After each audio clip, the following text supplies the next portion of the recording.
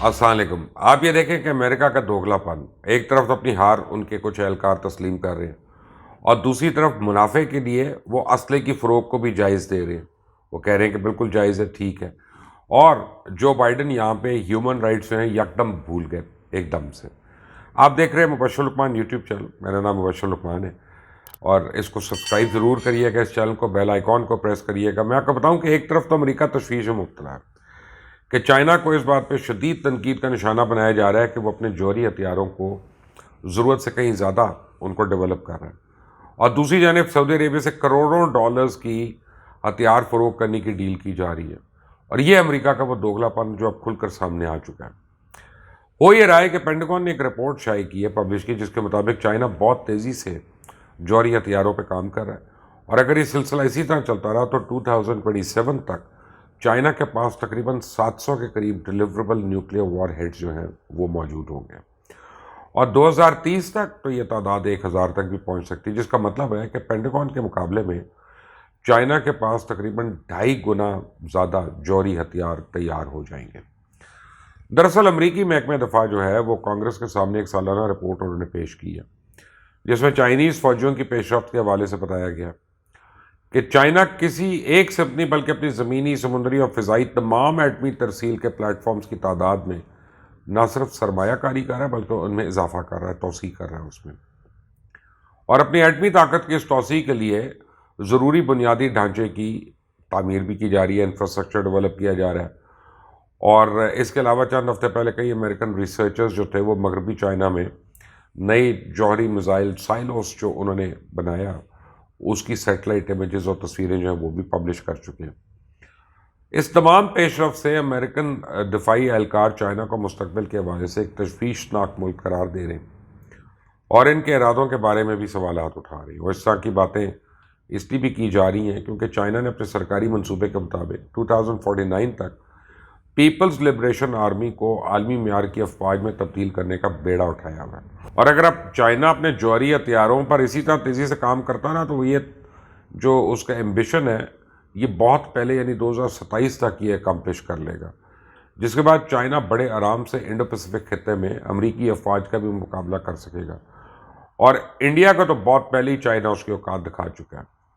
اور یہی وجہ ہے کہ امریکہ نے اس وقت چائنا کے جوہری ہتھیاروں پہ سوالات اٹھانے شروع کر دیے۔ چائنا کے مقابلے میں امریکہ کی ہار کے حوالے سے تو پہلے ہی باتیں شروع ہو گئی تھیں، جس کا اعتراف خود امریکن عہدیدار بھی کر رہے ہیں، اور اس کی ایک حالیہ مثال امریکی محکمہ دفاع کے سابق سافٹ ویئر آفیسر نکولس شیلان کا ریزگنیشن بھی ہے، جو انہوں نے یہ کہتے ہوئے دیا کہ آرٹیفیشل انٹیلیجنس اور مشتمل ٹیکنالوجی کے میدان میں امریکہ چائنا سے ہار چکا ہے، اور آنے والے 15 سے 20 برسوں تک امریکہ کی جیت کا کوئی امکان نہیں۔ آرٹیفیشل انٹیلیجنس میں چائنا بہت زیادہ جدت اور ترقی کر چکا ہے، اور چائنا اس وقت مشین لرننگ، سائبر صلاحیتیں اور ٹیکنالوجیکل ٹرانسفارمیشن میں دنیا میں سب سے آگے ہے۔ اب نکولس نے اپنے ایک انٹرویو میں صاف صاف کہہ دیا کہ چائنا کے سامنے امریکن ٹیکنالوجی اب ایسی ہے کہ جیسے کہ کنڈرگارٹن کلاس میں پڑھتا ہوا ایک بچہ، جس کی ایک وجہ انہوں نے یہ بھی بتائی کہ گوگل جیسی کمپنی امریکن محکمہ دفاع کے ساتھ کام کرنے سے انکاری ہے، جبکہ دوسری طرف چائنا میں دیکھیں تو ہر چائنیز کمپنی حکومت کے ساتھ کام کرنے کو تیار ہے، بھاری سرمایہ کاری بھی کی جا رہی ہے۔ چائنا نے آرٹیفیشل انٹیلیجنس میں بے پناہ سرمایہ لگایا ہوا ہے، حالانکہ امریکہ چائنا کے مقابلے میں اپنے دفاع پر 3 گنا زیادہ خرچ کرتا ہے، لیکن اس کا فائدہ اس لیے نہیں ہو رہا ہے کیونکہ امریکہ غلط شعبہ جات میں، غلط ایریاز میں انویسٹمنٹ کر رہا ہے۔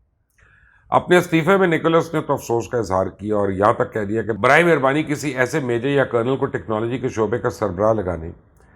یا 1 سے 4 ملین صارفین کا ڈیٹا یا کلاؤڈ ڈیٹا اس کے کلاؤڈ کے حوالے مت کریں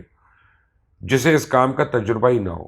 کروڑوں ڈالر مالیت کا طیارہ بنانے کے بعد اسے اڑانے کے لیے بھی تو ایک ایسے شخص کا انتخاب کیا جاتا ہے نا جسے سینکڑوں گھنٹے فلائنگ کا تجربہ ہو، تو آخر ایسے کیسے ہو سکتا ہے کہ جسے آئی ٹی کا تجربہ ہی نہ ہو اسے ٹیکنالوجی کے شعبے کا ہیڈ بنا دیا جائے، اور ایسے شخص کو پتہ ہی نہیں ہوتا کہ کرنا کیا ہے اور کس چیز کو ترجیح دینی ہے، اور اس صورتحال کی وجہ سے اصل توجہ جو ہے وہ اصل کام سے ہٹ جاتی ہے۔ یعنی ایک طرف امریکہ کی پریشانی اور ہار ہے جو کہ اب نظر آنا شروع ہو گئی ہے، اس کے اپنے لوگ کہہ رہے ہیں،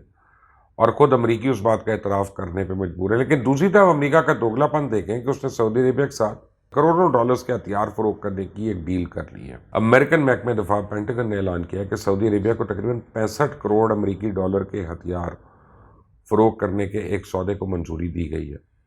اور اس سودے کے تحت امریکہ سعودی عربیہ کو فضا سے فضا میں مار کرنے والے 280 جدید میزائل فراہم کرے گا۔ یہ جو بائیڈن انتظامیہ کی جانب سے کسی خلیجی ملک میں اب تک ہتھیاروں کی سب سے بڑی ڈیل ہے۔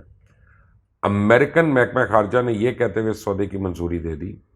کہ گزشتہ ایک سال میں سعودی عربیہ کے خلاف سرحد پار حملوں میں اضافہ ہوا، اس لیے اس سودے کے ذریعے موجودہ اور مستقبل کے خطرات سے نمٹنے میں ریاض کی مدد کی جائے، اور یہ فروخت امریکہ کی خارجہ پالیسی اور اسی قومی سلامتی کے ایک دوست ملک کی سیکیورٹی بہتر بنانے میں مدد کرے گا، جو مشرق وسطیٰ میں سیاسی اور اقتصادی پیش رفت کے لیے ایک اہم قوت ہے۔ یعنی چائنا اپنے ہتھیاروں پہ کام کرے تو ناجائز ہے، لیکن اپنے دوست سعودی عربیہ کی مدد اور ایران کی مخالفت کے لیے امریکہ جو بھی کرے وہ جائز ہے۔ یہاں تک کہ بعض امریکن حلقوں میں سعودی عربیہ کے ساتھ میزائلوں کے اس سودے پر اعتراض اٹھا رہے ہیں، اور ان میزائل صرف فضائی دفاع کے لیے نہیں ہیں، اور امریکی انتظامیہ نے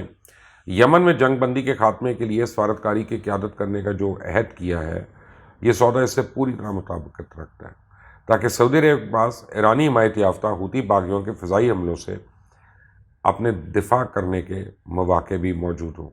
ماضی میں تو ہم نے دیکھا کہ ٹرمپ انتظامیہ جو تھی اس نے سعودی عربیہ کو ہر طرح کی کھلی چھوٹ دے رکھی تھی، لیکن جو بائیڈن نے اپنی الیکشن کیمپین میں صدر بن جانے کے بعد بھی اس پالیسی کو نظر ثانی کرنے کی بات کی تھی، کیونکہ انہیں سعودی عربیہ کے انسانی حقوق کے ریکارڈز کے حوالے سے ہمیشہ بڑی تشویش رہی ہے۔ اور ابھی کچھ دن پہلے تک صدر جو بائیڈن نے کہا تھا کہ ان کی انتظامیہ یمن میں سعودی عربیہ کے حملوں کی حمایت بندی بند کرنے کے ساتھ ساتھ ایسے ہتھیاروں کی فروخت پہ بھی روک لگائے گی، کیونکہ 2015 سے جب سعودی عربیہ نے اپنے علاقائی اتحادیوں کے ساتھ مل کر یمن کے حوثی باغیوں کے خلاف عسکری کارروائیاں شروع کی تھیں اور حوثیوں کے ٹھکانوں کو میزائل سے نشانہ بنانا شروع کیا تھا،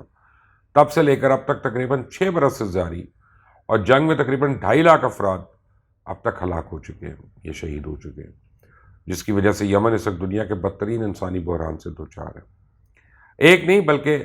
یمن کے مقابلے میں دوسری طرف امریکہ کا درینہ دوست سعودی عربیہ، اس لیے سب جائز ہے۔ اس کو ہتھیار دینے سے ہیومن رائٹس کا بھی کوئی مسئلہ نہیں ہوگا، لیکن یہ صرف ایک وجہ ہے اس ڈیل کی، اور اس کے علاوہ ایک اور وجہ بھی ہے کہ جس کے لیے امریکہ یہ ڈیل کرنے جا رہا ہے وہ امریکہ کی کرونا کی وجہ سے گرتی ہوئی معیشت۔ دراصل اپنی معیشت کو سنبھالنے کے لیے امریکن حکومت نے امریکی ریاست میساچوسٹس کو ہتھیار بنانے والی کمپنی ریتھین، جو کہ ایڈوانس قسم کے AIMs یعنی درمیانی رینج کے میزائل بناتی ہے، جو فضا سے فضا میں مار کر گرانے کی صلاحیت رکھتے ہیں، پینٹاگن کی طرف سے اس کمپنی کو یہ ٹھیکہ دیا جا رہا ہے تاکہ امریکہ میں کروڑوں ڈالرز کی انویسٹمنٹ آئے اور اس کی معیشت کو سہارا ملے اور دوستی بھی نبھائی جا سکے۔ ویسے بھی جب سے امریکہ کا افغانستان سے انخلا ہوا ہے تو امریکہ کی ہتھیار بنانے والی انڈسٹری کا کاروبار تو بڑا متاثر ہوا ہے، اس لیے اپنی دفاعی انڈسٹری کو دوبارہ اٹھانے کے لیے جو بائیڈن انتظامیہ کے لیے بڑا ضروری تھا کہ اس طرح کا کوئی نہ کوئی بڑا معاہدہ کیا جائے جو ان کی معیشت کو بھی سہارا دے اور ان کی دوستی بھی ساتھ ساتھ چلتی رہے۔ کتنی انوکھی بات ہے،